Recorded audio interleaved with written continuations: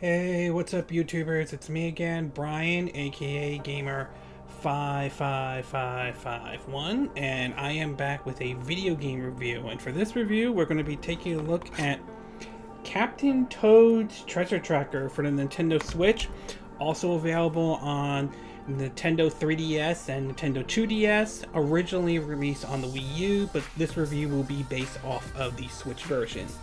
Now, anybody who remembered playing Super Mario 3D World when that came out on the Nintendo Wii U, one of the areas of the game they had was a little bit of a bonus area, and one of those was excuse me, playing as Captain Toad. And basically what you would do is move around in sort of basically was a puzzle-like approach where you basically, like I said, move them around. The thing is, you couldn't jump or anything like that, so you had to avoid enemies or pick up turnips or vegetables to throw at Shy Guys.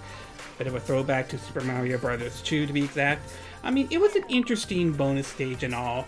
Of course, that wasn't the meat of the game. The meat of the game was Super Mario 3D World, which was an okay Mario game. It wasn't terrible or awful, but compared to Mario Galaxy 1 and 2, and of course Mario Odyssey, I didn't think it was super great in any way. Again, not a horrible game, just not super great, but again, that's my preference on that one. So someone at Nintendo obviously saw that idea and thought, what if we take those bonus levels and turn it into like a full-fledged game? And therefore, one of the games that they released on the Wii U was Captain Toad's Treasure Tracker. One of the games, along with several others, that was supposed to utilize the Wii U gamepad and so forth. And while it certainly was a fun game, unfortunately it came out at probably the worst time for the Wii U. Basically, the Wii U was pretty much on its way out. It was considered a flop, though, and which is unfortunate, though, because it had a good idea, but it just was never utilized the right way, though. And while Captain Toad certainly wasn't a terrible game, I didn't think it was in the same level as Star Fox Zero was, which was... they were forcing the motion controls on that one, though. So, anyway, so flash forward to a couple years later, and recently we're seeing a lot of revival of Wii U games start making their appearance on the Switch, with games like Mario Kart 8 Deluxe, Pokken Tournament, let's see, oh yeah, Donkey Kong Tropical Freeze, and of course, Captain Toad's Treasure Tracker as well. And after playing with it for the last 2 weeks, I honestly have to say the game is still fun, and it works on the Nintendo Switch with a few little caveats to it. So why don't we get started with the pros and cons? So we'll start off with the first one, the pros, and I will say, as far as gameplay goes, the game is certainly fun and challenging.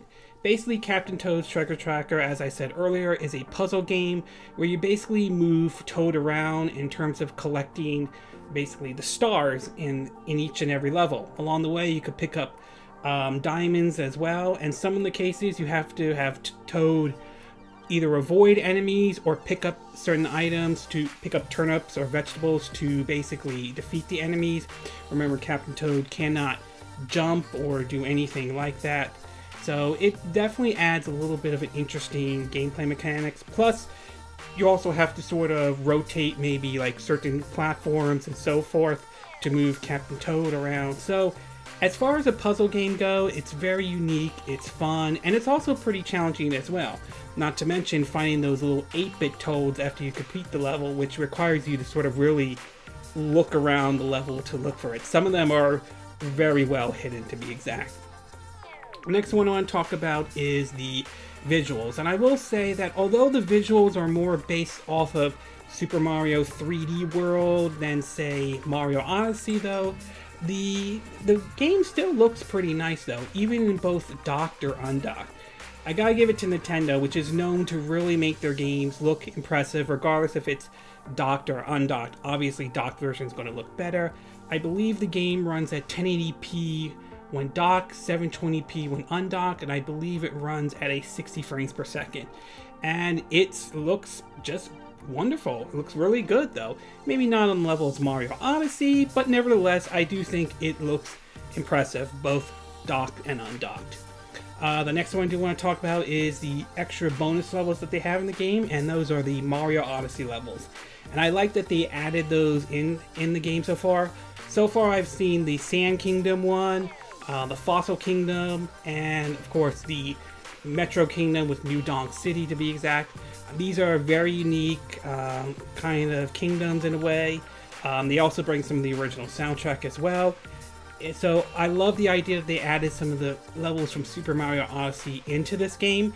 It's worth pointing out though that these can be unlocked either with the amiibos, or you can unlock them the old-fashioned way, which is basically progress through the game to be exact. It's also worth pointing out that amiibos can also unlock maybe, I think, some 1-ups to infinity mushrooms as well. I mean, or yeah, the 1-ups and mushrooms that will make you invincible for a little bit. So yes, the game does support amiibo functionality, and yes, you can unlock the Mario Odyssey levels with the, if I can grab that right here, the Mario amiibos to be exact. But you can also, like I said, basically unlock them the old-fashioned way. And last but not least, though, it is worth pointing out the game actually works well with the touchscreen. So if you're playing this game in portable mode with the, sort of like, like this, with the 2 Joy-Cons to be exact. Let me turn this off for just a minute. So the game actually works really well, and I think that's like sort of like the best way to play the game to be exact. The game, you can use the controller while pushing the touch screen, so it gives off a bit of like how it was when you played it on the Wii U to be exact. So when it comes to using the touch screen in terms of manipulating, like when you have to rotate like a handle or something like that to move a certain level, a certain part of a level to be exact, it works well, and the touch screen works really good for a game like this. Okay, we're going to take a quick break. When we get back, we'll get to part 2, which is the cons. So we'll take a quick break, and we will be right back.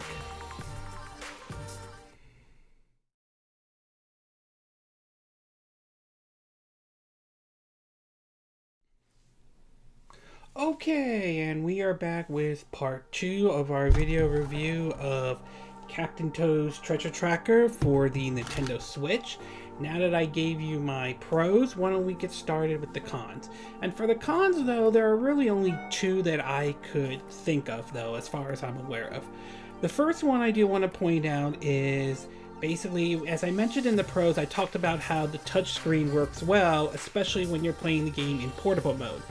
However, when you're playing the game in docked mode or in tablet mode, you do have basically an IR pointer in which you basically point the controller to the screen while you're moving Captain Toad around in levels and so forth, using either the Joy-Cons, or in this case the Joy-Con grip, or if you have a Pro controller to be exact, though. It works, but it's not perfect in any way. The IR pointer in the game, if I'm saying the name correctly, isn't exactly as precise as, say, when using the touchscreen when playing the game in portable mode.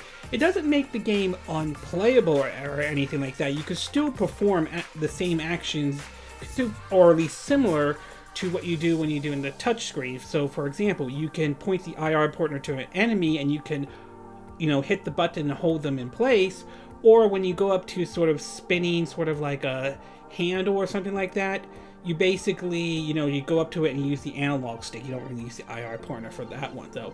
So it works, though, but it's not as good as basically using the touchscreen on the Switch when you're playing the Switch in portable mode. So the IR pointer when docked or when in portable mode works, but it's not as precise as using the touchscreen.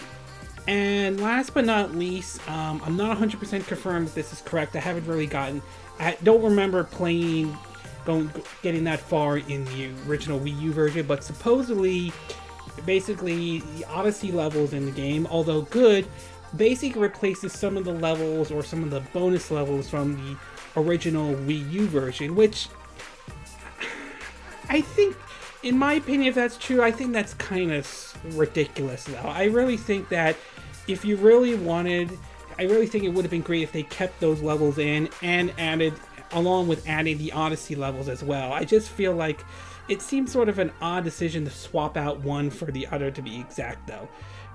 It doesn't completely hurt the game, but it would have been better if they had those original levels from the Wii U version, while also including the Odyssey levels as well. So it's not the hugest con compared to, say, like the IR partner, which is, again, not bad but not perfect either. So it's just an odd decision for Nintendo to make, to be exact. Overall, Captain Toad's Treasure Tracker is a fun little puzzle game, to be exact. I am very pleased that the game is getting a second chance, along with other Wii U titles that may have not gotten a chance on Nintendo Wii U. It's a fun puzzle game. The visuals have that, Mario 3D World style to it, though. And I definitely like the fact that the Odyssey levels are in the game as well. Like I said before, touchscreen, it works. Using the IR pointer, touchscreen works well. Using the IR pointer, it works. It's just not as precise as basically using the touchscreen, which is probably the biggest con for this game. But overall, I will say, if you missed out on the first time around, then give it a go. Give Captain Toad's Treasure Tracker a try, though. And it is definitely a fun little addictive puzzle game to play, to be exact. It may not appeal to everybody, but it is definitely worth at least trying, though. And depending on how well this game does, along with other Wii U ports that we've gotten so far, don't be surprised if we see other Wii U ports come to Nintendo Switch as well. Although, honestly, if they were to do a true sequel to this, an actual Captain Toad's Treasure Tracker 2, designed specifically for the Nintendo Switch, honestly, I would absolutely be down with that. I would definitely be down with that.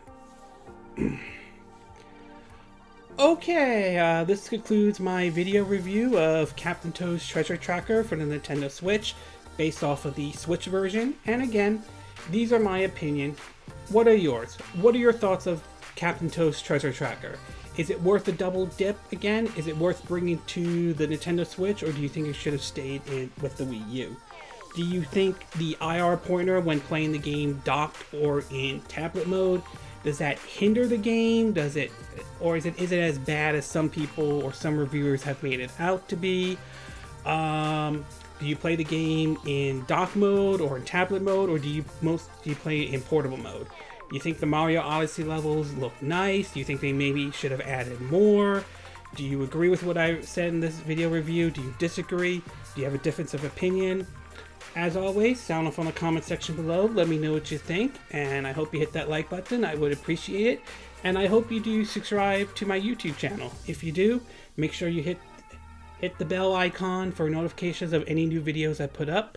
Also, feel free to share this video if you want to, and feel free to donate to my channel if you like. You could do it through PayPal Me or Patreon. Links will be in the description of this video. And I will see you again next time when I do another video. Hopefully that'll be soon. Until then, from Southern California, I wish you all a good evening then. Bye!